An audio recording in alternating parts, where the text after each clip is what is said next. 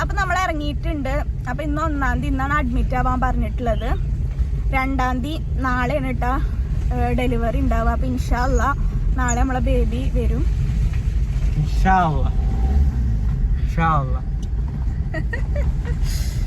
എന്താണ് ഐശ്വര്യ എന്തെങ്കിലും പറയണ്ട? ഉണ്ട്. അവളെ ഒതുക്കിയിരുത്തേക്കായിരുന്നു അവിടെ. പറഞ്ഞോ.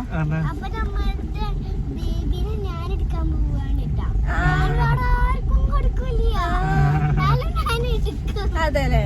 അപ്പൊ അവളാണ് ഇത്ര ബേബിനെ നോക്കാൻ. അപ്പൊ ഞാൻ രക്ഷപ്പെട്ടു. ബേബിനെ നോക്കാനൊക്കെ ആളായിട്ടുണ്ട്.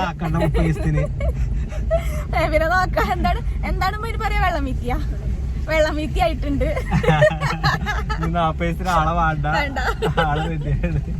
അപ്പോൾ ഗൈസ് നമ്മൾ ഷീനുവിൻ്റെ അടുത്ത് കയറിയിട്ടാണ് പോണി. ഞാൻ പറഞ്ഞിട്ടുണ്ടായിരുന്നു കഴിഞ്ഞ വീഡിയോയിൽ ഷീനു ഹോസ്പിറ്റലിൽ അഡ്മിറ്റായി കിടക്കുകയെന്ന്. അപ്പോൾ അവിടെ കയറിയ ശേഷം നമ്മൾ അവിടെ നിന്ന് ഫുഡൊക്കെ കഴിച്ച് പിന്നെ വീണ്ടും ഇപ്പോൾ ഒരു ചായയും കൂടിയും കുടിച്ചിട്ട് പോകാമെന്ന് വിചാരിച്ചിട്ടാണ് കേട്ടോ നമ്മൾ പോണത്.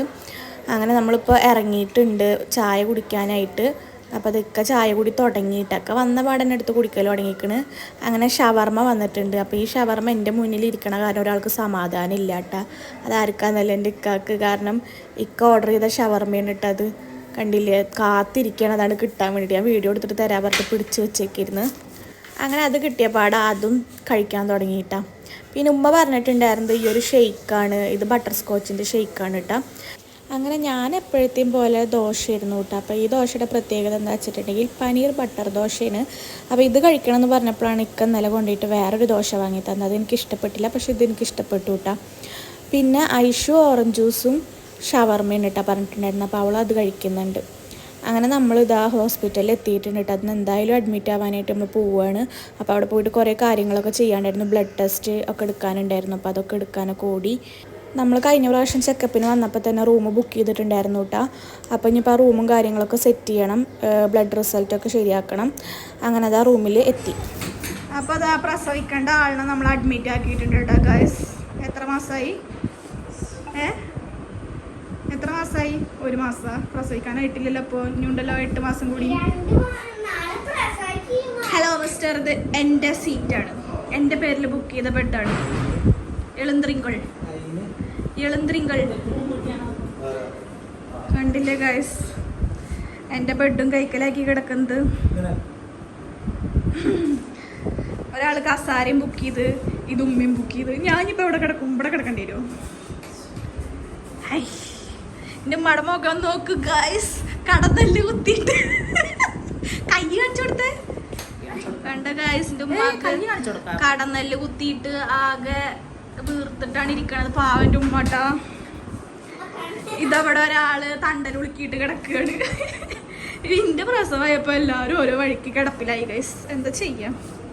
അങ്ങനെ ഇതാണ് നമ്മളെ റൂം. നമ്മളൊരു കുഞ്ഞി റൂമാണ് എടുത്തേക്കണത്. ആർഭാടം വേണ്ട വിചാരിച്ചു. ചോദിച്ചാ തണ്ടൽ ഉളിക്കിയവരൊക്കെ അവിടെ കിടന്നാൽ മതി മുണ്ടാണ്ട് കേട്ടാ. പാവം ഈ പെട്ടിയൊക്കെ വലിച്ചേറ്റി കൊടുന്നിട്ട് ക്ഷീണിത്തനായി കിടക്കുകയാണ്.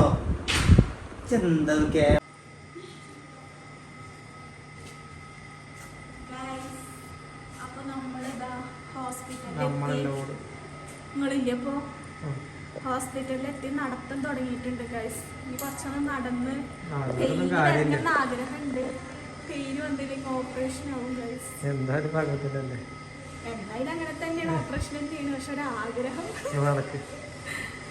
നടന്നിട്ട് പെയിൻ വരികയാണെങ്കിൽ അങ്ങനെ പ്രസവിക്കാലോ.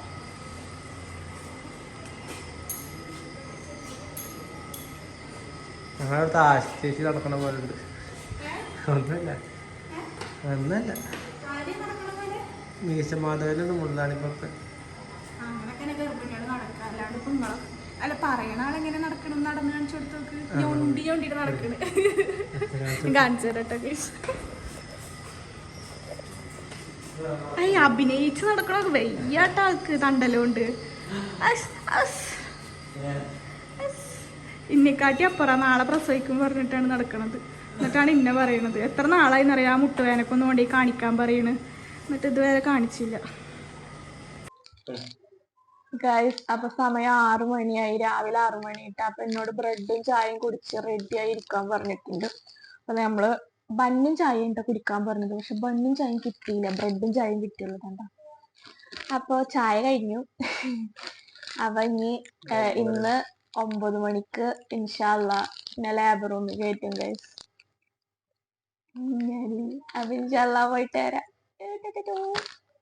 അങ്ങനെ ഇതാ എനിക്ക് ഓപ്പറേഷൻ തിയേറ്ററിൽ കയറാനുള്ള കോസ്റ്റ്യൂമൊക്കെ കിട്ടിയിട്ടുണ്ട് കേട്ടോ. അതൊക്കെ ഇട്ട് ഇരിക്കുകയാണ്. അയ്യേ ഇത് ഒരുമാതിരി ഡ്രസ്സായി പോയിട്ടാ.